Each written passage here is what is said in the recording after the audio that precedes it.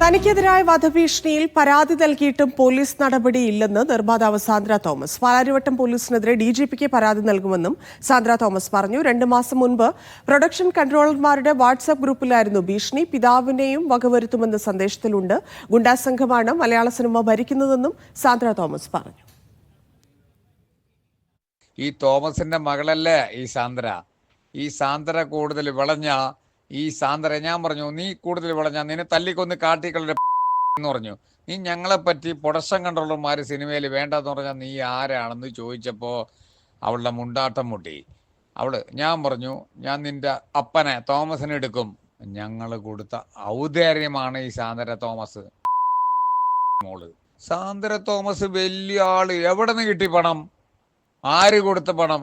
നമ്മളൊക്കെ കൊടുത്ത Thomas driver തോമസിന്റെ മോളല്ലേ സാന്ദ്ര തോമസ് പ്രൊഡക്ഷൻ കൺട്രോളർമാരെ പറ്റി അനാവശ്യം പറഞ്ഞ ആദ്യം അപ്പനെടുത്ത് കമ്പത്തിൽ കെട്ടിച്ച് ഞാനടിക്കും, കൊല്ലും, തല്ലിക്കൊന്ന് ജയിലിൽ പോകും.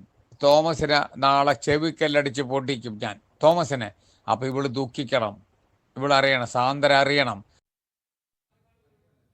അവരെന്നെ ഭീഷണിപ്പെടുത്തിയതിൻ്റെ 2 ദിവസം കഴിഞ്ഞ് ഞാനും കുട്ടികളും മാത്രമേ വീട്ടിലുണ്ടായിരുന്നുള്ളൂ. അപ്പോൾ എനിക്ക് ഒരു സ്റ്റേഷനിൽ പോയി കംപ്ലയിൻറ്റ് കൊടുക്കുകയൊക്കെ ബുദ്ധിമുട്ടായിരുന്നു. അപ്പോൾ അത് കാരണം 2 ദിവസത്തിന് ശേഷം ഞാൻ കംപ്ലയിൻറ്റ് കൊടുത്തിരുന്നു.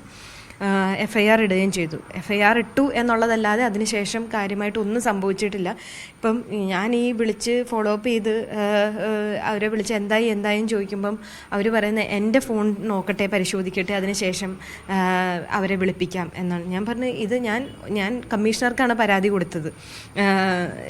ഓഡിയോ ക്ലിപ്പോടുകൂടി അവരുടെ ഒഫീഷ്യൽ വാട്സാപ്പ് ഗ്രൂപ്പിൽ ഷെയർ ചെയ്തിരിക്കുന്ന ഓഡിയോ ക്ലിപ്പോട് കൂടിയാണ് ഞാൻ കമ്മീഷണർക്ക് പരാതി കൊടുത്തത്.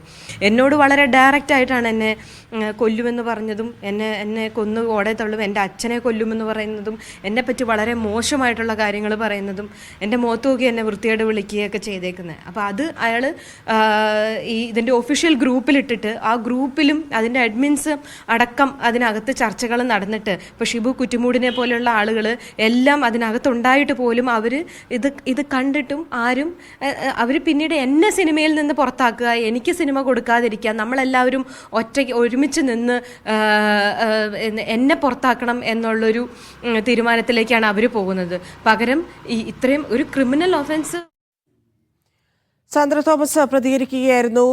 അഹമ്മദ് മുസ്തഫ ചേരുന്നുണ്ട്. മുസ്തഫ, സാന്ദ്രയുടേത് ഗുരുതര ആരോപണമാണ്. നമ്മൾ ആ ഓഡിയോ ക്ലിപ്പ് കേട്ടു. അതിൽ ഭീഷണിയുണ്ട്, അസഭ്യമായ ഭാഷയിൽ സംസാരിക്കുന്നുണ്ട്. അത്തരത്തിൽ പരാതി നൽകിയിട്ടും പോലീസ് നടപടിയെടുക്കുന്നില്ല എന്നതാണ് ഗുരുതരമായിട്ടുള്ള വീഴ്ച. എന്തുകൊണ്ട് നടപടിയെടുക്കുന്നില്ല? നിയമപരമായിട്ട് എങ്ങനെ മുന്നോട്ട് പോകാനാണ് സാന്ദ്ര ആലോചിക്കുന്നത്? ഈ ശബ്ദ സന്ദേശത്തിൽ തന്നെ വളരെ വലിയ ഭീഷണിയാണ്, അങ്ങേയറ്റം അധിക്ഷേപകരമായ പരാമർശമാണ് നടത്തിയിരിക്കുന്നത്. മാത്രമല്ല വളരെ മോശം രീതിയിൽ അങ്ങേയറ്റം അവരെ സ്ത്രീത്വത്തെ തന്നെ അപമാനിക്കുന്ന രൂപത്തിലുള്ള പരാമർശങ്ങളുണ്ട്. ആ രൂപത്തിൽ വളരെ മോശമായ ഒരു ശബ്ദ സന്ദേശമാണ് നമ്മളിപ്പോൾ കേട്ടത്. അതിനു മുമ്പ് തന്നെ സാന്ദ്രയെ ഫോണിൽ വിളിക്കുകയും വളരെ മോശമായ രീതിയിൽ സംസാരിക്കുകയും ഭീഷണിയും ഒക്കെ ഉണ്ടായിരുന്നു. അതിനുശേഷമാണ് പിന്നീട്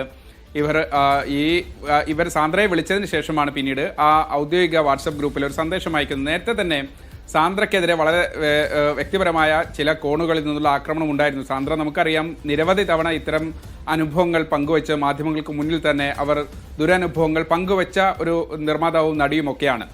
ഈ സമീപകാലത്ത് പ്രൊഡക്ഷൻ കൺട്രോളർമാർ അല്ല കാലാനുസൃതമായി സിനിമയിൽ വേണ്ടത്, പകരം പുതിയ സാഹചര്യത്തിൽ പുതിയ കാലത്ത് അതിനനുസരിച്ചുള്ള മാറ്റങ്ങൾ ഉണ്ടാക്കണം എന്നതുൾപ്പെടെയുള്ള അഭിപ്രായങ്ങൾ സോഷ്യൽ മീഡിയയിൽ പങ്കുവച്ചിരുന്നു. ഒപ്പം തന്നെ അതല്ലെങ്കിൽ യൂട്യൂബ് ചാനലിൽ നൽകിയ അഭിമുഖത്തിൽ പറഞ്ഞിരുന്നു. ആ അഭിമുഖത്തിലെ ചില പരാമർശങ്ങൾ തങ്ങൾക്ക് അങ്ങേയറ്റം പ്രശ്നങ്ങൾ ഉണ്ടാക്കുന്നുണ്ട്, അല്ലെങ്കിൽ സാന്ദ്ര അങ്ങനെ പരാമർശം നടത്താൻ ആരാണ് എന്നതുൾപ്പെടെയുള്ള കാര്യങ്ങൾ ചൂണ്ടിക്കാണിച്ചാണ് ഇപ്പോൾ നടക്കുന്ന ഈ ആക്രമണം. അതിനെതിരെയാണ് സാന്ദ്ര തോമസ് കമ്മീഷണർക്ക് പരാതി നൽകുന്നത്. ആ പരാതി പിന്നീട് പാലാരിവട്ടം പോലീസിലേക്ക് കൈമാറുകയും ചെയ്യുന്നു. ഈ സംഭവം നടക്കുന്നത് മാർച്ച് മാസത്തിലാണ്, ഒരു 2-2.5 മാസം മുമ്പാണ്.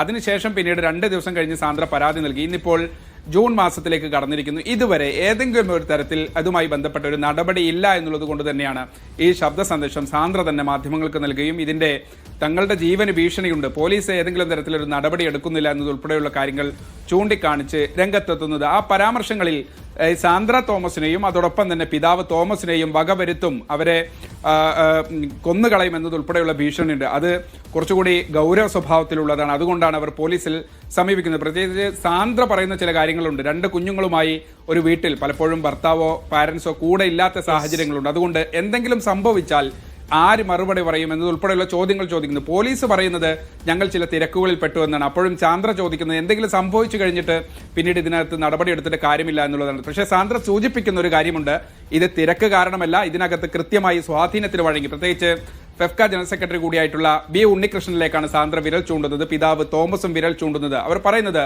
ഉണ്ണികൃഷ്ണന്റെ സ്വാധീനത്തിന് വഴങ്ങി കൃത്യമായി തന്നെ പോലീസ് ഇക്കാര്യത്തിൽ ഒരു അലംഭാവം കാണിച്ചിട്ടുണ്ട്. അതിനെതിരെ വിജിലൻസിനും പ്രത്യേകിച്ച് പാലാരിവട്ടം പോലീസ് സ്റ്റേഷനിലെ CIയുടെയും SIയുടെയും ഒക്കെ ഫോൺ കോൾ പരിശോധിച്ച് അതിനനുസരിച്ച് നടപടിയെടുക്കണമെന്ന് ആവശ്യപ്പെട്ട് പോലീസിനും അതോടൊപ്പം തന്നെ വിജിലൻസിനും DGPക്കും ഒക്കെ പരാതി നൽകാൻ കൂടി സാന്ദ്ര ഒരുങ്ങുകയാണ്. ധന്യ. ശരി മുസ്തഫ.